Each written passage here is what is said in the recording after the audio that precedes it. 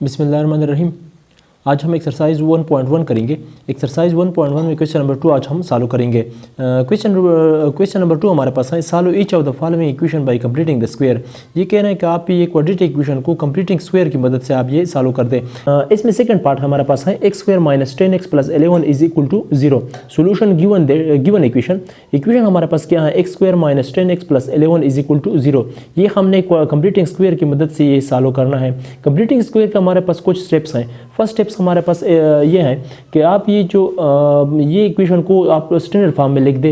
ये पहले से स्टैंडर्ड फॉर्म में लिखा है। हमारे पास ये है कि आप ये जो x का जो कोएफिशिएंट है उसका कोएफिशिएंट आप 1 बनाना है। ये पहले से 1 है x स्क्वायर का कोएफिशिएंट। अब हम थर्ड स्टेप यूज़ करेंगे। तब थर्ड स्टेप हमारे पास कंप्लीटिंग स्क्वायर का ये है कि ये जो कांस्टेंट टर्म है क्वाड्रेटिक इक्वेशन में, ये आप लोगों ने राइट हैंड साइड पर शिफ्ट करना है। मैंने इस तरह लिख दिया, this implies x square minus 10x लिख दिया इज इक्वल टू ये प्लस 11 है, ये मैंने इस तरफ शिफ्ट कर दिया, ये माइनस 11 बन गया। अब हमारे पास 4 स्टेप्स हैं। 4 स्टेप हमारे पास इस तरह है, जो x का कोएफिशिएंट है उसका आप लोगों ने हाफ लेना है। ये जो हाफ आ जाए उसका आप स्क्वायर लेंगे।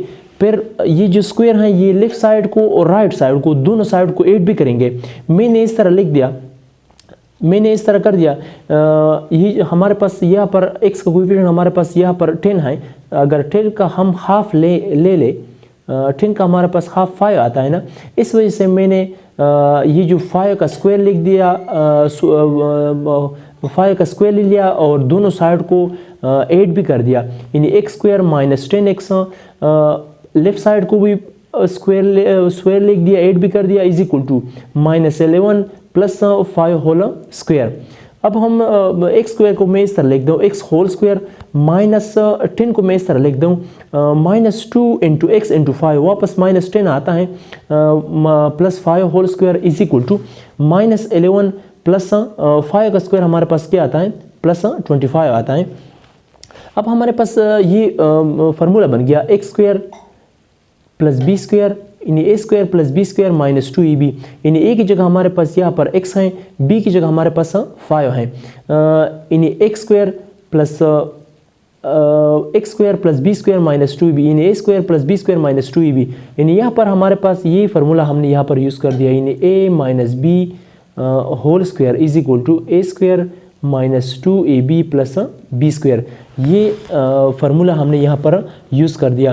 यानी ए की जगह हमारे पास x है, x लगा लिया, b की जगह हमारे पास 5 है, 5 लगा लिया, whole square is equal to minus 11 plus 25 से हमारे पास आता है plus 14।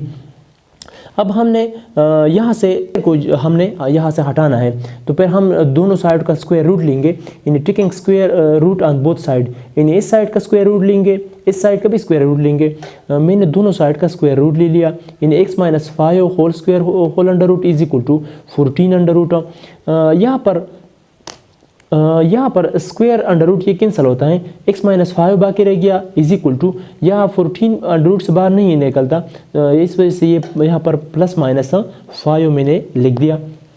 If x minus 5 plus 14 under root and x minus 5 minus 14 under root, क्योंकि यहाँ पर हमारे पास प्लस माइनस 14 था, इस वजह से मैंने अलग प्लस 14 लिख दिया, यहाँ पर माइनस 14 अंडर रूट लिख दिया।